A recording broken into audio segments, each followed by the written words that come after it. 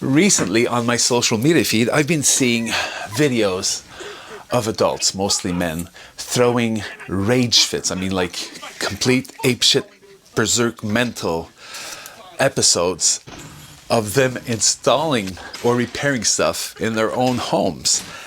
And I recall possibly periods of my life when I also might have felt that way, but not anymore, or very rarely at least.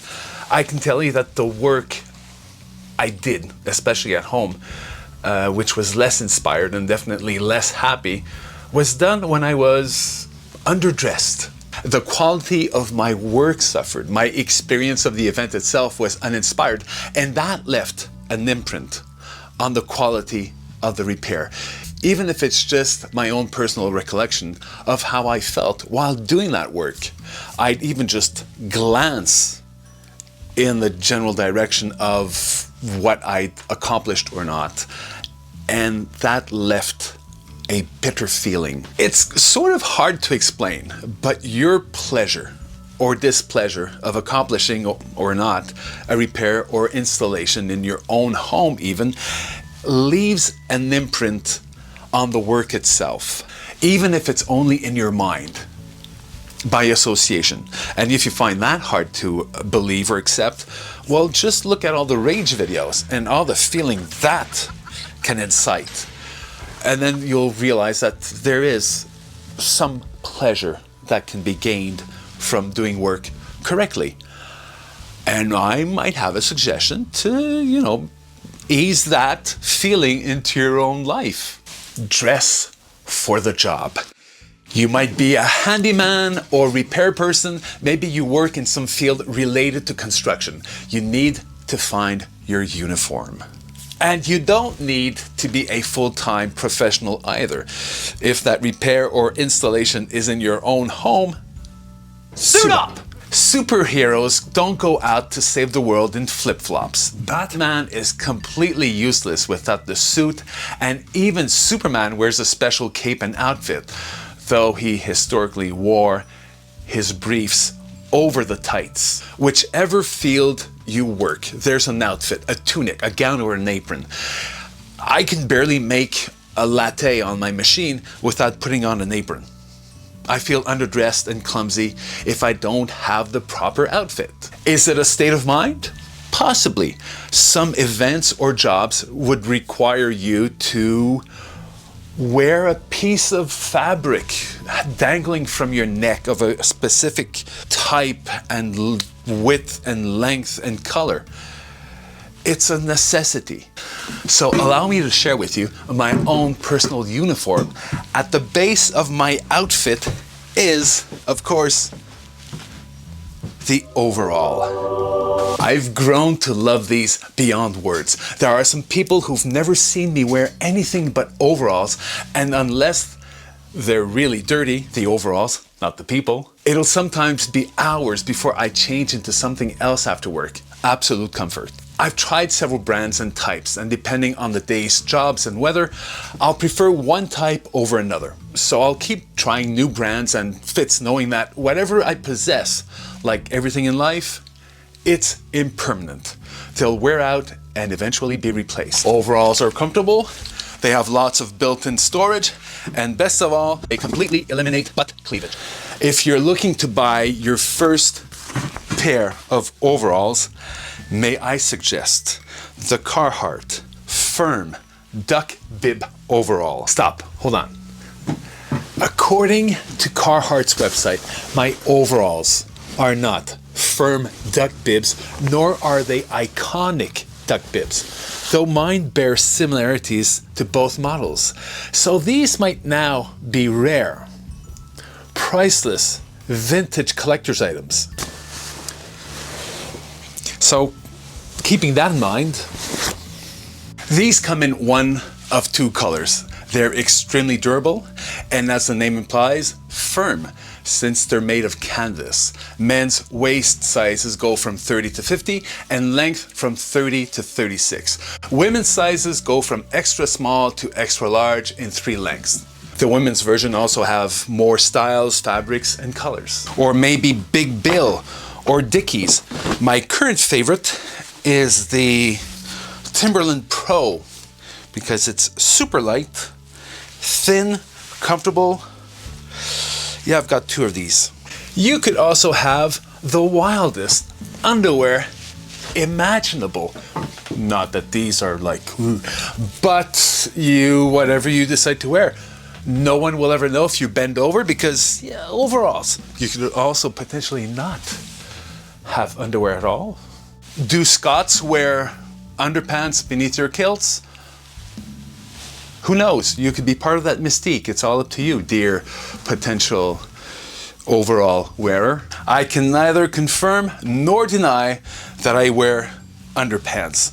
But if I did, I would tuck my t-shirt inside the waistband to keep my t-shirt from flopping out all over the place.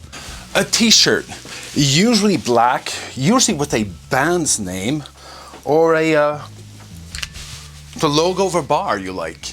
Comfortable socks. You might be wearing these all day. Try whatever you want, but be conscious of how your feet feel after a few hours.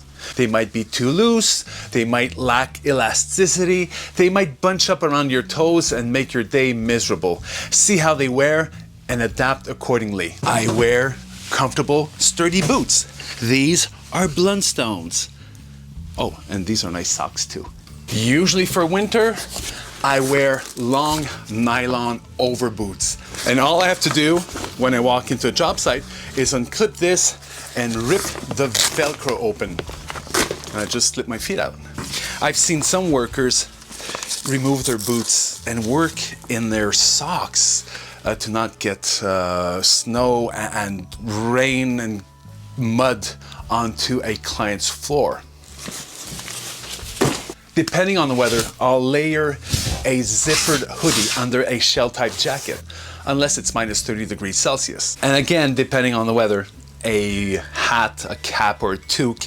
This type of cap, which folds and stows neatly in a pocket. Usually thin work gloves in my back pocket. These are exceptionally thin and they're so grippy. If you're handling something, if you're moving, they'll just latch on to whatever you have in your hands. Side pocket, always my good old Milwaukee flashlight, super dependable, and a utility knife. This pocket, the carpenter's pencil. Get one of these. Only good can come from this. And also my famous 8-inch screw. I'll link to a video, but this has become almost essential in my work. It's for really weird reasons. It works out for me. And on my left shoulder strap, this bit holder for my 3 most often used screwdriver bits. This is something which I'm thinking of commercializing, either as a finished product or releasing the 3D file. I've been testing this for the past 18 months.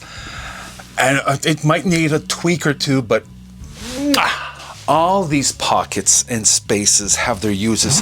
Even this one here, this like kangaroo pocket, which where you can store invoices and papers. You can even put a tool right here. There's one overall I have. This one here. This is a Dakota, and it's super thin. It's kind of baggy in some places, but it has these front pockets which resemble the type of pockets a carpenter would have, you know, with his tool bag. Lots of small parts, screws, and nails fit into there easily. And overalls have history. They can have your own personal history imprinted on them, either for the type of work, the colors you've been using, and the tools you've been putting there too. I'm looking for, here it is.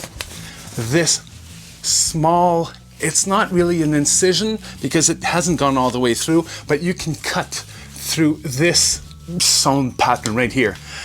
And you know what that is for? That is for the engineer's watch. Think of a train conductor pulling out the watch on the chain. Well, the T-bar would go right through there to keep the watch in place.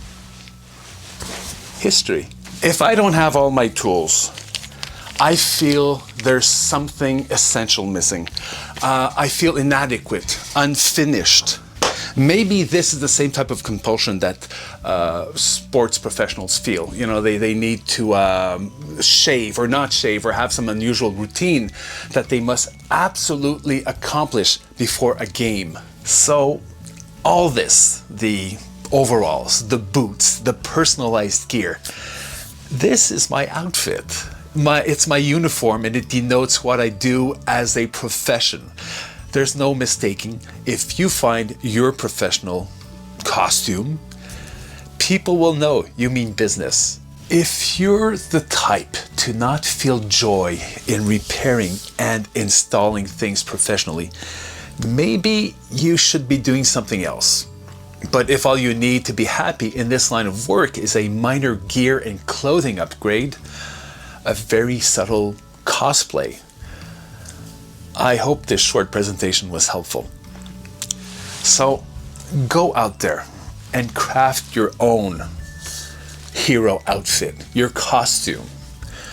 You have nothing to lose in feeling confident.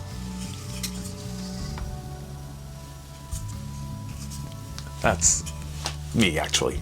My kids make this.